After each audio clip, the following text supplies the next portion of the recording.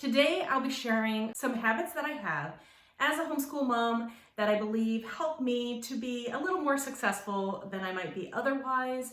Not saying I'm the perfect homeschool mom and that I have everything together, but I was just thinking about what are some things I do pretty regularly that help me become a better homeschool mom. Now,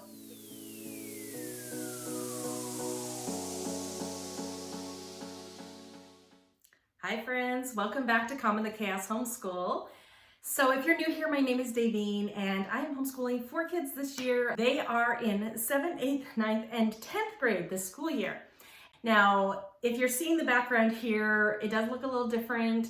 I am squeezing in YouTube videos into the pockets of my time as a busy mom of 4 teenagers as of tomorrow. My youngest is turning 13 tomorrow, so I will have 4 teenagers and life is busy. So I am now recording at my church. I just dropped my daughter off at her cheer practice and I have about an hour and a half, and so I was stopping by the church and it's nice and quiet here and there's no one here, so I thought I would record this video. So today I'm going to be sharing 10 habits that I have as a homeschool mom that help my life and homeschooling just go smoother.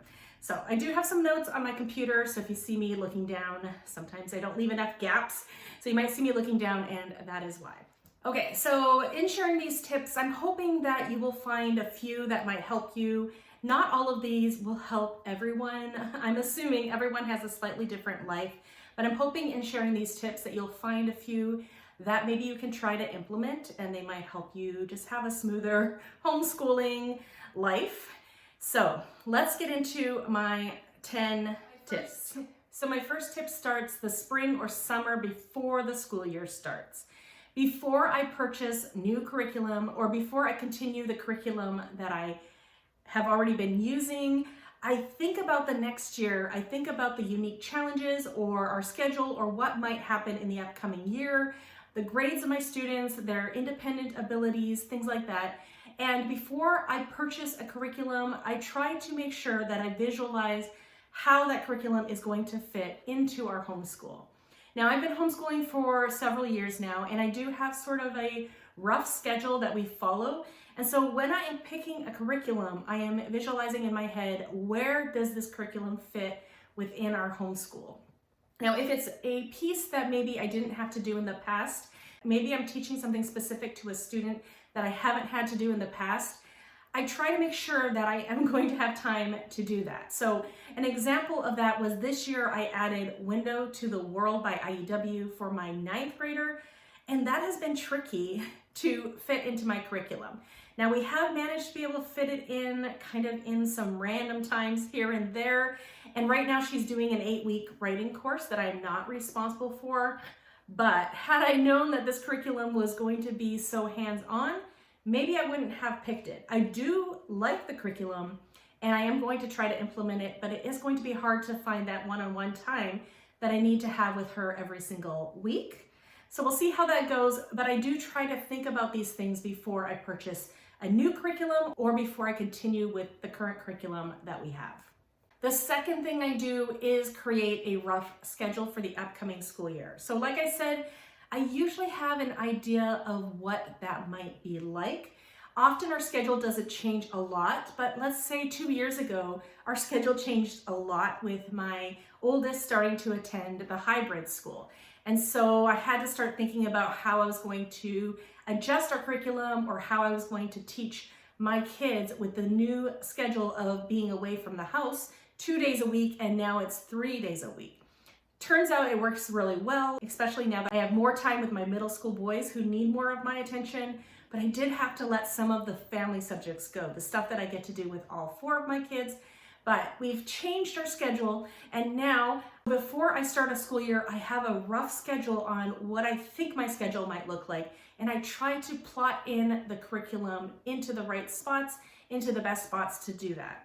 So number 3 would be pre-planning my curriculum. So not only am I thinking about when am I going to be teaching my curriculum, I'm thinking about, first of all, how often am I teaching this curriculum? What is a lesson going to look like? How independent is it? Do I need to check in with my students for this particular Curriculum, how often is that going to be? Where am I going to put it? Is it in group time? Is it in me teaching my middle schoolers time? Is it in their independent work? So I start looking at my curriculum and I start categorizing the curriculum into the different spots. So number 5, we're moving into checklists and routines. Once I have looked at my curriculum, is it independent work? Is it work that I'm doing specifically with my boys? Is it work that I'm doing with the whole family? So family group work or just the small group work with my boys or independent work? Now, how am I going to make sure that I get to the things that I want to get to? So for example, my boys have just a checklist. There are certain things that they have on their checklist, things they do every day, things they do every other day, and then things that I put on their checklist depending on what independent work they are responsible for. And then another group of work is work that I do with my boys. When do I do this? How often do I do each subject? What is the flow that I go through when I'm meeting with my boys and doing this group work? And then finally, what are the things that we're doing as a family? What am I doing as my morning basket? What am I doing as group subjects? How often am I rotating through these? Just looking at my schedule realistically. How often am I going to be touching on these subjects? So I go through and I just kind of plan out where each of these curriculum fit in. I make the checklists for my boys. I make the checklist for my girls, their weekly checklist for their independent work. And we come up with the routine for when we meet together as a group. Now, habit number 5, you might not need this one if you have younger students that you're doing work with them pretty much all day. When you're able to look over their shoulder and check their work as they go along. This is not something I have needed until I have had older children who have become more independent. So with my boys, they're in middle school. I am generally by their side for most of the time that they're doing their work. Not all the time, but most of the time. And I do spend a lot of time with them, sort of just the 2-on-1 here. And so I find time to mark their work in the little pockets of time that we're together. So I don't really need a system so much for that, other than my system is, oh, I haven't checked that in a while. They're both busy doing something. Let me get that out and check it. Otherwise, I try to check over their shoulder, or we're doing things as a group, so I don't need to check that stuff. Where it gets tricky is my high schoolers, who can do most everything mostly on their own, and holding them accountable and making sure that they're going through their weekly checklist is where it becomes more of a challenge. So I have had to come up with a system to make sure that I am regularly checking their work. For some people, this might be a turn-in bin where the high schoolers turn things in. The homeschooling parent marks it and returns it, and that might be a daily thing or as often as possible. For me, once a week is what I can do. So once a week, my girls have a weekly turn-in checklist, and it has all the things that I need to see on a weekly basis. They're responsible for going through the checklist, checking off all the things, making sure that they have all the things, and submitting a pile of work for me to check. Then it's my responsibility during the weekend to go over the work, to decide what we need to talk about as far as corrections go, and be prepared for the upcoming week. So that is something that I've been trying new this week, trying to keep on top of it. I was kind of just collecting my kids' work, and I was not being very good at doing it weekly. But this year I'm trying that weekly checklist where they get the checklist at the beginning of the week, and they know that sometime on Friday, Saturday, and hopefully not Sunday, but hopefully by Saturday night, though I have had to ask for it on Sundays, they have turned in their stack of items and I can go over and check it.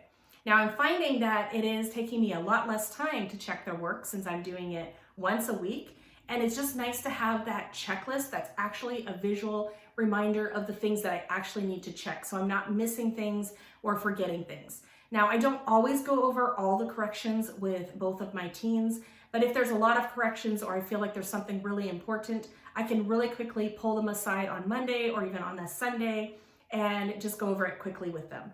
So far this school year, that has been working for me. Now, the 6th thing I feel like homeschool moms in general probably need to do is some sort of weekly planning or weekly reset. This doesn't mean you have to sit down and plan everything. I like to do that at the beginning of the year. I like to have things pretty set at the beginning of the year, how much we're doing, how often, and things like that. But my weekly reset is filling out my boys' checklist with whatever is new for the week. It's looking at my girls' checklists and making sure everything looks correct, making sure they have the books that they need for that week because we do a literature-based homeschool. So are they reading a new novel? Do they need a new book for science or social studies or something like that? Making sure they have it on the shelf that they will generally look for their new items on. I am making sure I print off that weekly checklist so that can go in the bundle. I am printing off any resources that they need for that week of work. And so for my boys, that means printing off a checklist about this size, half a page, filling in some of the details, and then just having it ready for the next week. For my girls, it might be a little stack of paper that I paper clip together. And so once I have done their weekly check, where I check their work, I can hand them the next week's assignment with all the things they need for that week. And so that is not something that I have scheduled. Maybe you need it scheduled. Generally, I will kind of have some time one evening or the other or in the afternoon, and I'll just kind of get the urge to go and do it. I do like planning, and so I just kind of go with the flow as far as that goes. But it does have to happen once a week at least. So by Sunday evening, I need to have done that. And I generally will do it earlier in the week, but if I haven't, then I have to do that Sunday evening. But that is something that I need to have before the week starts. The seventh habit that I have that helps things run more smoothly as a homeschool mom is at the beginning of each year, I'm usually thinking about what sort of things need to be done around the house to survive. Now, if you come to my house, it is a little bit cluttered. It is a little bit messy. It's not like squeaky clean by all means. It is okay. It is fine. It is not gross, but it is not always the most well-maintained house. And that's just something that I live with as a homeschool mom. It is not a high priority to me right now. There are things that need to get done every single day, and those are the things that I try to make sure that we keep up on. So I will think about what are the things that need to happen every single day. And at the beginning of the school year, I will often think about how I can group tasks together and what I can assign to my children. So things that I must have done. I must have a clean floor like once a day. So kitchen, dining room, living room, swept or vacuumed. To me, that creates an environment where we can learn. I need things picked up off the floor. I don't want stuff all over the living room floor or all over the couch. So someone needs to do that. We need to put our shoes away and not have the entryway full of shoes and outside full of shoes. And so someone is in charge of that. Someone is in charge of clearing the table and setting the table for dinner, washing the table and clearing off our counter where things all tend to congregate. Someone is in charge of doing dishes, morning dishes, getting the dishwasher unloaded, loading the dishwasher, things like that, and then wiping down the other area of counter that gets messy. And so there are things that need to get done every day, and those are generally the things that I will kind of group together into chores that make sense, and then I delegate those to my kids. Now, the things that I do the stuff that is just lying around every day. I do the meal prep. I do the planning for meals and things like that. So basically, I'm the person who does all the things that doesn't get done.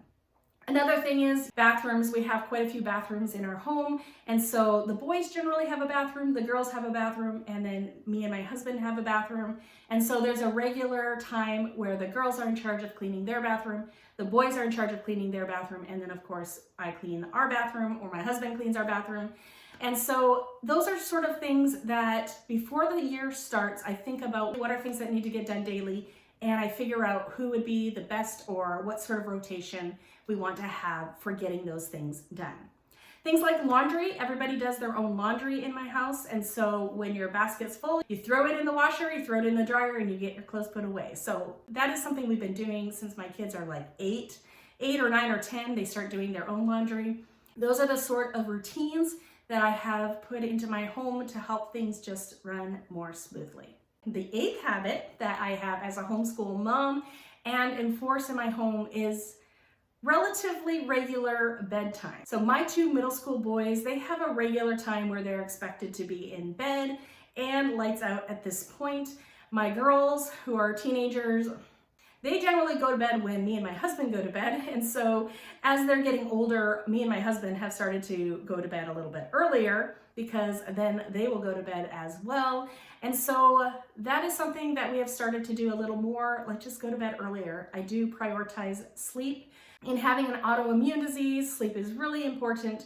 And so I try to get to bed at a reasonable time every night and try to make sure that especially my middle school boys, get to bed on time most nights. And like I said, my teen girls tend to follow what we're doing. So we go to bed relatively early around here, and that just allows us to do the habit that I'm lumping together with this, and that is having a regular start time for school. So we have pretty regular bedtimes. It's not like a certain exact time, but we try to go to bed about the same time every night, and we have regular start times for school. Now, it does depend on the day when we start. Some days we have to leave the house by 7:55. On the days that we're home, I don't make us start until 8:30. And then there's a Friday where we don't have to leave until almost 9 o'clock. So regular start times for me means there is a time that we start every single school day, and my kids are aware of when that is. And so we just start their morning routine about an hour before whatever time we need to start the school day. So that is something I think that is huge for us. If we did not have a certain start time, school could take all day. And I do not have all day to do school. I have a lot of things I need to be doing and a lot of driving kids around that I need to do. And they are busy as well with extra activities. And so we really do need to start pretty early in the day and make sure we get most of our work done before noon or shortly after lunch. Habit number 9 is not being inflexible and tweaking and adjusting as the seasons progress. So say I have a student in sports, then I might change their workload a tiny bit during that season, just so that we can keep on top of things. And then when sports end, maybe I'll add it back in. So being flexible within the planning, within our schedule, is something that helps me as a homeschool mom as well. So number 10 feels not as homeschool related, but it really is in my mind. I mean, when you're homeschooling, almost everything in your life kind of revolves around homeschooling. And so habit number 10 that really helps me is meal planning. Things go so much smoother when I'm able to have a meal plan and have already shopped for the groceries that I need. I prefer to only have to shop every 2 weeks. And that being said, so those are the big shops. Maybe we have to run to the store once or twice a week to pick up some little items. Maybe I forgot, or we need some milk, or we need some eggs and things like that. But I don't want to do big grocery shopping trips more than every 2 weeks. Now, for us to find reasonable prices, we have to drive about 30 minutes. So I don't want to be shopping too often. It's like a whole afternoon if I have to go to 2 shops, and it takes me like 3 or 4 hours to do this. So I don't want to be shopping too often. So coming up with meals that I can prepare for ahead of time is so valuable. So whenever we're running low on meals that we could make, I sit down and I think about what meals I want to put in our rotation. I come up with my shopping list, I go grocery shopping, and then on my fridge I have not a whiteboard, but a little board, one of those clear boards that you can use kind of those whiteboard markers on. And I write all the meals that I have purchased the ingredients for. And then every day I can look at that list and think about the day and think about which meal would fit best for our current day and current situation. And then I can make the meal that fits that day. Or I can look at the board and say, tomorrow would be a good day for this, so let me get the meat out and defrost the meat that I need for the next day. So that is a little bit of a bonus. Having somewhere where you can write down the meals that you have available on something that you can physically see, then you don't forget what meals you have groceries for, and it kind of gives you ideas, and you don't have to be thinking like, oh, what are we going to eat tonight? You can look at the board, you know what you have the ingredients for, and you can make the plan from there. So that is something I probably started about 2 or 3 years ago, having that list. Not only can you put that on there, but I also put ideas for breakfasts and lunches for my kids on there as well. Now, I didn't talk about breakfast and lunch, and I don't cook breakfast and lunch for my kids, but I also don't let them have cereal on a school day because I want them to have high protein things on a school day. So I will have basic things that I have within my house for breakfasts and lunches that my kids know about. And if they are not remembering what they can eat for breakfast or lunch, we can sometimes make a list on top of that little board as well. And that gives them ideas in the morning on what they could eat for breakfast or what they could eat for lunch. So I just try to keep some things on hand. Sometimes I will pre-make some things that I can put in the freezer or put in the fridge, like some sausages or maybe some egg bites or things like that. We do keep on like frozen burritos. We do keep some of the croissant, like the pre-made croissant sandwiches. We do some of those very easy meals as well that I just keep stocked in my freezer. Sometimes we have protein shakes and things like that. Sorry, that was really loud. So sometimes we have protein shakes and things like that. So my kids make their own breakfasts and lunch, and I just try to make sure I keep things on hand. All right, so I just moved a little bit. The sun is starting to shine on me a little bit weirdly, but I would say those are the 10 tips that I could come up with as far as things that really help me as a homeschool mom, help me keep on top of things, keep kind of feeling like I have a little bit of control in what is happening in my life. I would love to hear what are some habits that you have, or what are some tips that you have for people who are trying to homeschool and be a mother and be a chauffeur and do all the things. What are some things that you do? Did I miss anything that you find so important? Would you put that in the comments below? I would love that. And if you could give this video a like, that would be so great. That would help me out, help my channel out. And thank you so much for coming, and I hope to see you all in a future video. Bye everyone.